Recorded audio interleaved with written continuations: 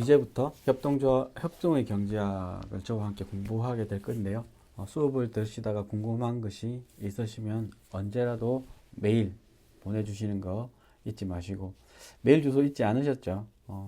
저 또한 사회적 경제를 그러니까 책으로 배우고 지금 이제 조금씩 아이들을 위해서 그러니까 경험을 만들어가는 과정에 있기 때문에 여러분 질문 하나하나가 저 또한 마찬가지고 우리들이 꿈꾸는 세상에 한 발 더 다가설 수 있도록 하는 미끄럼이 될 거라고 생각하기 때문에 주저하지 마시고 질문해 주시길 바랍니다.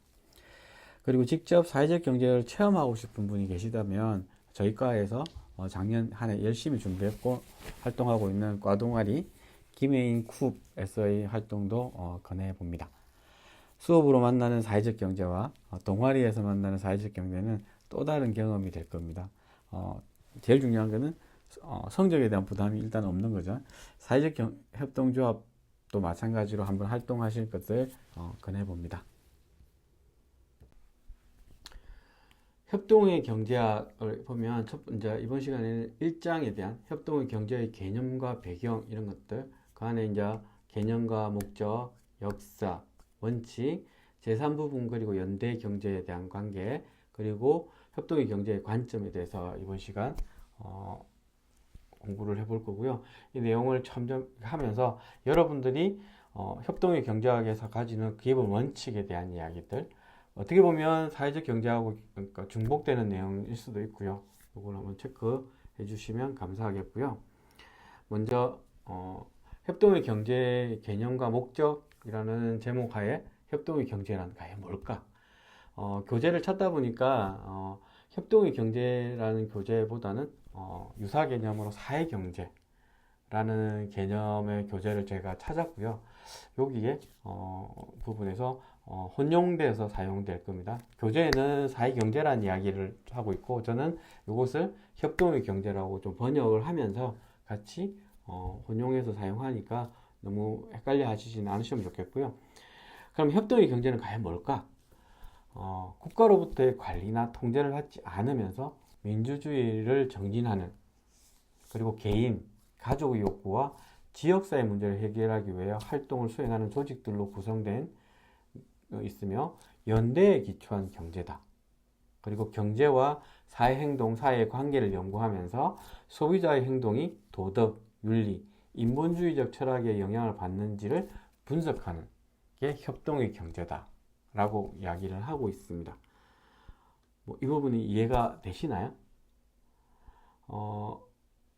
쉽게 말하면 개인의 문제가 아니라 개인의 문제를 포함해서 지역사회를, 그러니까 이걸 조금 다른 말로 하면 공동체에 대한 이야기, 함께 풀어가는 이런 것들에 대한 이야기들을 담을 거다라는 이야기를 하고 있고요.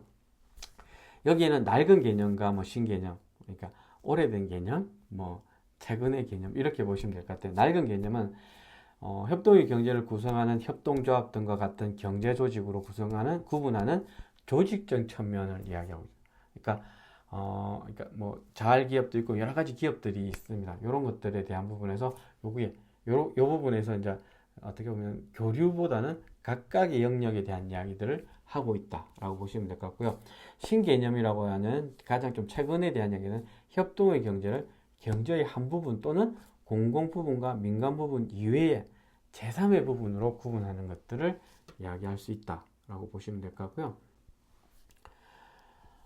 협동의 경제의 신개념을 한번 살펴보면 2005년에 물라루트나 누스바우머라는 사람이 민주적 협력과 상호주의 원칙에 따라 경제 기능을 구성하며 높은 수준의 평등과 분배를 보장하고 필요할 때는 재분배를 조직하는 경제의 일부라고 협동의 경제학을 정의했습니다.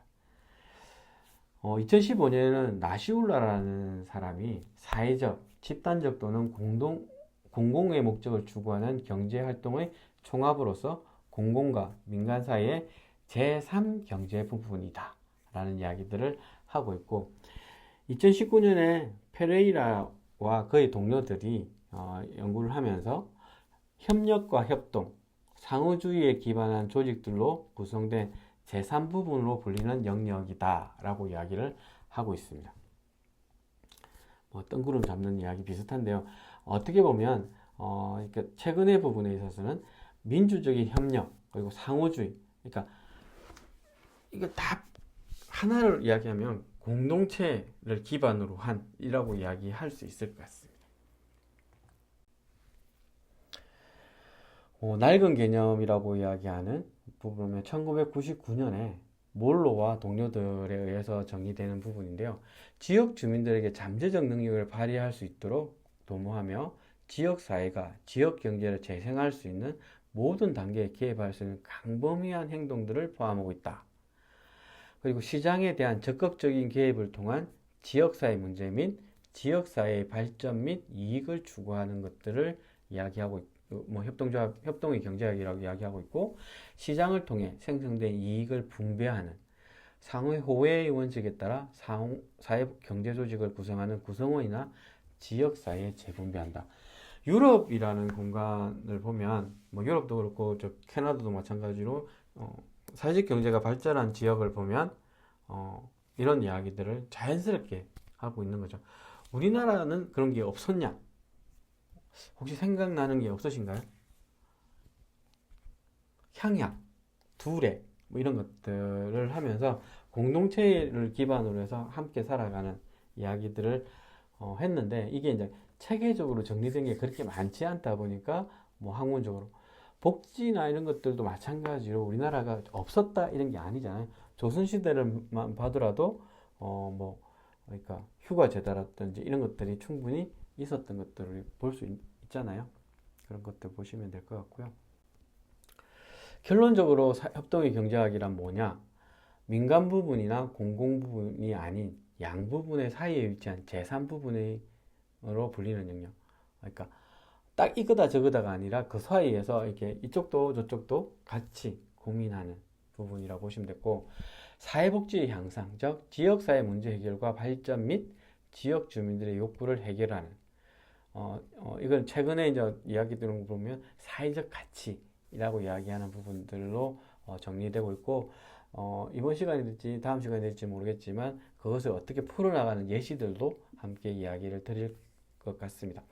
그리고 자본이나 개인의 이익을 추구하지 않는 다양한 활동, 비영리 부분도 아마 포함이 되겠죠. 그러니까 크게 보면 사회경제 안에 사회복지가 들어갈 수 있는, 사회복지 쪽에 공부하는 사람들은 싫어하는 수도 있겠지만 서로가 이게 조금 격이 다른 이런 것이 아니고, 어떻게 보면 그러니까 제가 사회복지 현장에서 20여 년 이상을 하다가 끌려서 처음에는 내가 할 일이 아니라고 생각했지만 이게 끌려서 들어오게 됐던 이유도 이게 아닐까라는 생각이 조금 들었습니다.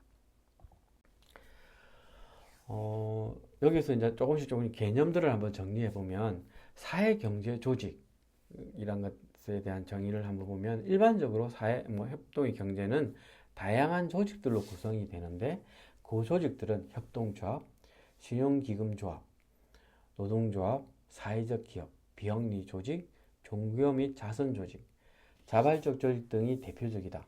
이 모든 사회경제 조직들이 공통적으로 가지고 있는 것 또한 공통적으로 추구하는 것은 상호적이고 집단적인 혜택을 증진시키기 위해 노력한다는 것이고, 또한 경제적, 사회적 수준에서 상호호혜의 원칙이 작동할 수 있는 지역사회를 건설하는 것이라고 할 수 있다.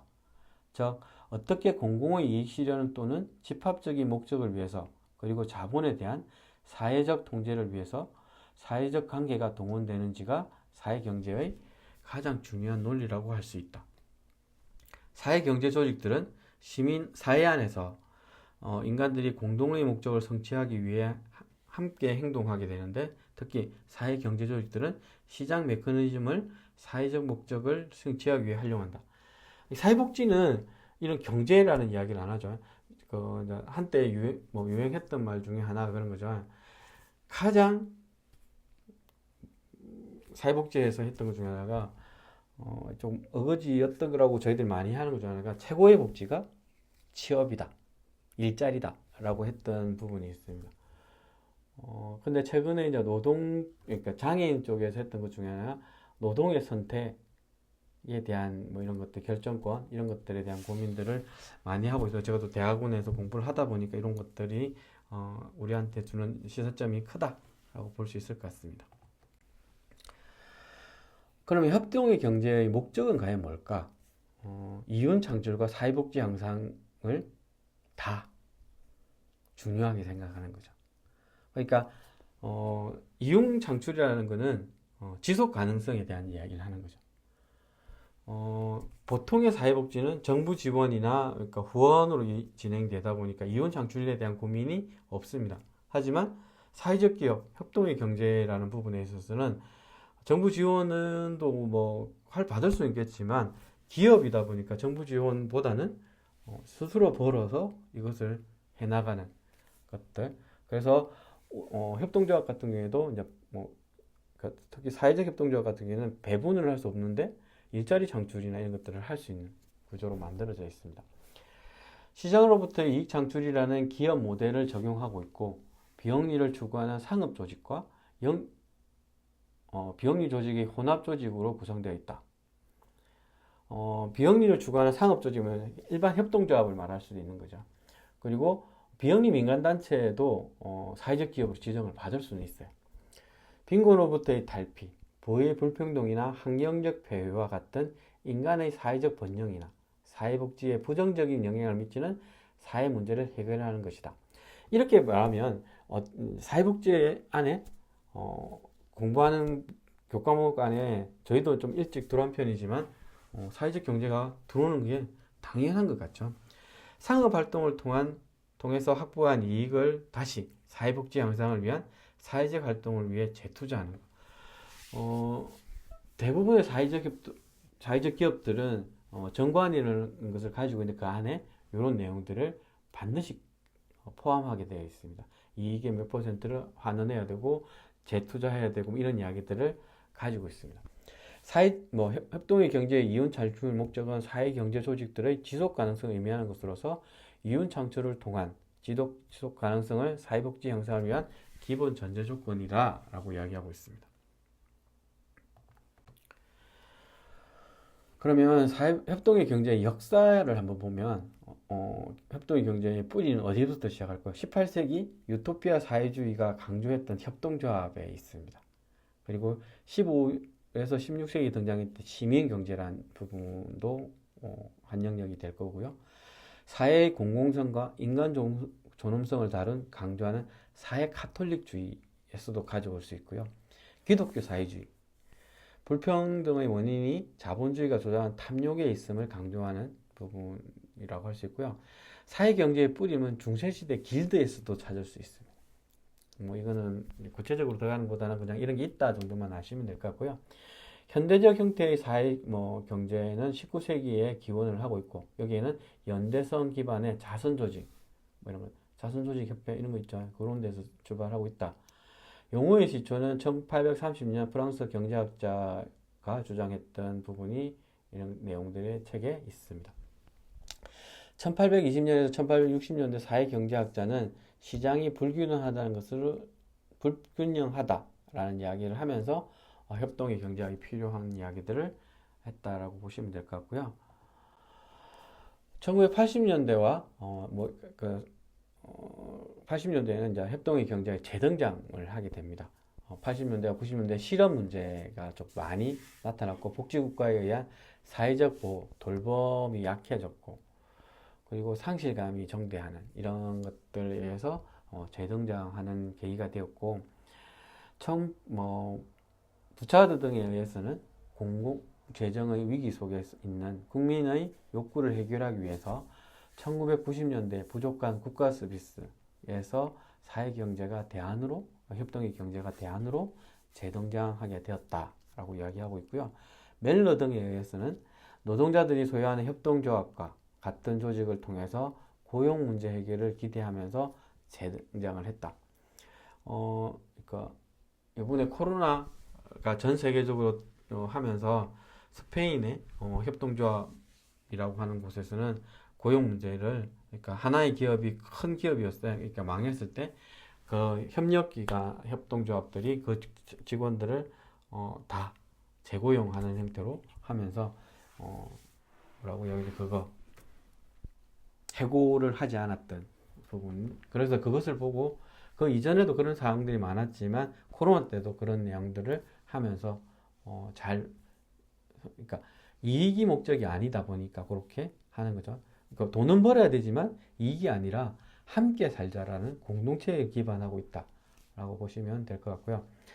연대경제가 개인주의적 이데올로기와 신보수주의 원칙에 대한 대항으로 부각되고 있다라는 부분들도 함께 생각해 보시면 좋겠다라는 것들 이야기 드리고요. 여기에서 연대경제를 한번 보면 사회적 경제와 연대경제는 모두 발전하고 있는 개념으로 연대경제는 사회경제의 한 부분으로 알려져 있다. 연대경제는 연대성에 기초하여 주로 지역사회에 기반한 기업을 통하거나 비영리를 위한 노력을 통해 지역사회 및 특정 지역의 삶의 질을 개선하는 것을 추구한다. 연대경제는 주로 자본주의의 경제와 대규모 기업 중심의 착취 문제를 해결하기 위해 조직화되어 있는 행동들로 구성되어 있으며 연대경제를 추구하는 조직들은 사회경제조직들과 동일하게 사회적 목적을 성취하기 위해 노력하지만 사회경제조직과는 달리 사회적 목적 추구를 뛰어넘는 행동, 즉 연대성을 통해 사회 부정의를 바르게 세우기 위해 노력을 한다. 연대경제는 자본주의 착취를 극복하기 위한 전략으로 자본주의 경제를 인간화시킬 수 있는 사회적 관계를 중요시하며 지역사회 중심의 사회 안전망을 구축하기 위해 노력하고 있다. 자본주의 경제를 인간화시키는 사회적 관계는 타인을 지지해주고 용기를 불러일으키는 모든 행동을 의미하며 따라서 연대경제에서 지역주민, 소비자, 노동자, 생산자 등은 모든 평등주의와 협조적이며 참여적인 행동을 통한 교환을 추구한다 라고 이야기하고 있습니다. 그럼 사회경제, 협동의 경제가 재등장한 결정적 배경을 보면 자본주의 시장 경제체계에 대한 근본적인 대책이 필요했고 사회경제 및 환경 문제에 대한 해결에 있어 기존의 질서에 대한 반감 또는 사회 문제 해결을 위한 새로운 해결책의 필요성 그래서 민간 부분과 공공부문이 더 이상 작동하지 않고 있으며 이를 극복하기 위해 새로운 해결책이 필요했다. 제가 이제 보호종료 아이들하고에 대한 고민을 가지면서 사회적 경제조직이라는 것들을 만들었던 어떻게 보면 새로운 도전이라고 하는 부분이 여기에 끌려서 만들었다라고도 할 수 있을 것 같아요. 사회경제는 자본주의가 해결하지 못하는 사회, 경제, 정치적 요건을 해결하기 위한 국가와 시장의 혼합 형태로 등장을 했다. 이게 이제 흥하기도 하고 쇠하기도 하면서 이 부분을 해결점을 찾고 있다라고 보시면 될 것 같고요. 여기에서 사회경제의 등장 및 발전을 위한 변화 요인으로 보면 사회문화적 변화, 경제적 변화, 제도 및 정치적 변화 크게 세 가지로 나눌 수가 있습니다. 여기서 먼저 사회문화적 변화를 보면 사회 문제의 복잡화와 다변화를 위한 사회적 위험이 증가하고 있고 노인 인구 및 이민 다문화 가구가 증가하고 있으며 돌봄과 포용 정책에 대한 이 필요로 하는 인구가 증가하고 있는 우리나라도 마찬가지죠. 사회적 위험에 대한 국가적 책임의 강화와 사회적 보호에 대한 국민의 욕구가 증가하고 있다. 그러니까 돌봄 예산이 지속적으로 늘어나는 것도 이러한 부분이겠죠. 탈가족화와 가족 구조의 변화를 위한 돌봄 및 사회 서비스 욕구가 증가하고 있다. 다양한 돌봄, 그러니까 아동 청소년 인구가 줄고는 있지만 그게 필요로 하는 사회 서비스는 줄어들지 않고 있는 것 또한 사실이기 때문에. 그리고 고령화와 저출산에 대한 국가적 대응, 그리고 게임, 스마트폰, 알코올 및 약물 등 각종 중독 현상의 증가 및 성폭력, 가정폭력 등 각종 폭력으로 인한 이것을 좀 해결하기 위한 사회 서비스의 필요성, 그리고 국가적 재난 상황으로 해서의 스트레스 이런 것들로 특히 이제 우리나라가 최근에 이런 것들을 좀 많이 겪고 있는, 그래서 사회적 갈등도 많아지고 있죠. 이것을 어떻게 풀어낼 건가에 대한 답을 여기서 찾고 싶어 하는 거죠. 그리고 두 번째, 경제적 변화입니다. 시장 불안정성의 지속적인 확대 등으로 사회 배제 현상이 심화되고 이에 대한 대응의 지속적인 확대로 국가 재정 기반이 약화된 것은 또한 사실이죠. 그래서 이것을 이제 풀어보려고 이제 뭐 각 정부에서 뭐 문재인 정부에서는 커뮤니티 케어 뭐라고 하면서 지역에서 좀 그걸 좀 해봐라 라는 부분, 정부 재원을 좀 줄여보려고 노력을 했던 거죠. 소득 양극화 및 일하는 빈곤층 증가와 같은 경제적 불평등이 심화되고 있는, 그러니까 양극화가 심화되는 거죠. 장기적 실업과 저임금, 비정규직과 같은 노동 환경의 악화, 그 노동의 탈상품화에 대한 인식 증가로 시장을 통하지 않은 경제적 안정에 대한 욕구 증가, 이익 창출이라고 하는 시장 가치의 지역 사회로의 이익 환원 및 사회적 책임성과 사회 가치를 중심으로 하는 기업 조직을 운영하는 조직 경영 및 관리 기법의 확산, 그리고 증가하는 국민의 돌봄 및 사회 서비스 욕구에 대한 국가 재정 한계를 드러내며 더 적은 비용으로 동일한 비용으로 더 좋은 효과성을 담은 효율성에 대한 이야기들을 해보고 싶은 거죠. 그래서 정부가 아닌 제3의 조직들로 이것을 넘겨보려고 하는. 마지막으로 제도 및 정치적 변화입니다. 협력 네트워크, 협치, 공동체, 사회자본, 사회혁신 등 새로운 사회정책 사상들이 등장하게 되고, 지역사회 중심의 주민운동 및 시민사회 참여운동의 확산, 특히 착한 시장 및 연대시장과 같은 사회운동이 등장하게 되고, 시장의 불평등한 자원 할당 구조들을 극복하기 위해서 지역 주민 및 시민사회단체의 중심의 시민 중심 자원 할당 기구에 대한 욕구가 증가. 최근에 이제 지역 주민자치 이런 것들도 함께 이게 개를 같이 하고 있다라고 보시면 될 것 같습니다.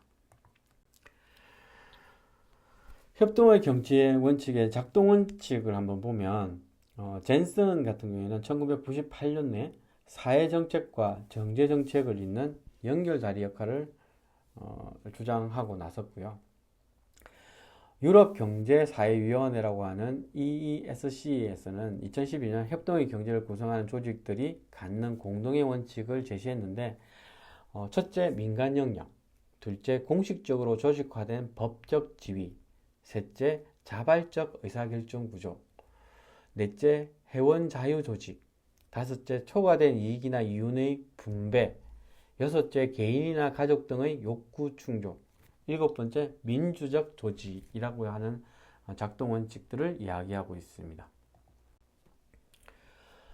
또 다른 형태에서의 경제 원칙, 작동 원칙을 보면 시장의 자본에 대한 개인 및 사회적 목표의 우월성, 자발적이고 열려있는 멤버십, 회원에 의한 민주적 통제, 이용자, 회원, 공공이익의 조합, 공공기관으로부터의 자율적 관리 및 독립, 연대와 책임성의 원칙의 방어 및 적용, 잉여 및 지속 가능한 발전 목표와 서비스 그리고 회원들의 이익을 위해 사용되어야 한다. 앞에서 이야기했던 부분을 조금 말을 돌려서 이야기하고 있는 부분입니다. 이를 토대로 협동의 경제 작동에 대한 일반 원칙을 크게 세 가지로 나눠보면, 회원 및 지역 주민과 사회의 이익을 강조한다. 두 번째, 참여, 민주주의를 구현한다. 직접 이것을 결정하고 하는 역할들을 하겠다 이런 거죠. 그리고 세 번째, 연대 및 사회적 책임성을 강조한다 라는 것까지 와 있다 보시면 될 것 같고요. 협동의 경제 원칙도 있는데 여기에서 주장하는 것 중에 하나가 보면 자본의 사회화를 강조하고 있습니다. 자본의 사회화는 이익이 주민 및 사회로 재투자 내지는 이런 환경이 필요하다라고 강조하고 있고, 자본주의에서 사회 경제가 작동하기 위한 경제적 원칙에는 첫 번째, 상호 호혜 원칙, 두 번째, 자본에 대한 사회적 통제 원칙, 세 번째, 재분배 원칙인데요. 이걸 하나씩 보면 상호 호혜의 원칙을 보면 인간이 인간을 보완해주고 상호 간의 혜택을 주고받으면서 살아간다는 원칙, 인간 생존의 원칙인데요. 이것도 강조하고 있고, 지역 주민, 지역사회의 재화와 서비스를 제공하기 위한 방식이다 라고 이야기하고 있습니다. 두 번째, 자본에 대한 사회적 통제의 원칙을 보면 노동에 대한 자본의 통제에 반대로 작동하고 소비자들이 자본을 통제하기 위한 하나의 수단이다. 자본의 친사회적 성향, 자본의 사회화 이야기를 하고 있습니다. 자본이 시장을 통해 사회 구성원들을 배제하지 않고 사회에 더 많은 창출된 이익을 반환하는 행동을 하도록 하기 위함이고, 자본에 대한 사회적 통제는 필연적이다. 그리고 세 번째는 재분배 원칙입니다. 앞에서도 이야기를 했지만 사회혁신을 통한 사회정의 구현이라는 사회적 미션과 일치하고 사회정의가 생산과 할당 서비스에서 실현될 수 있도록 하는 것, 그리고 생산과 자원 할당 시스템을 수정 및 보완하는 것을 의미한다 라고 이야기하고 있습니다.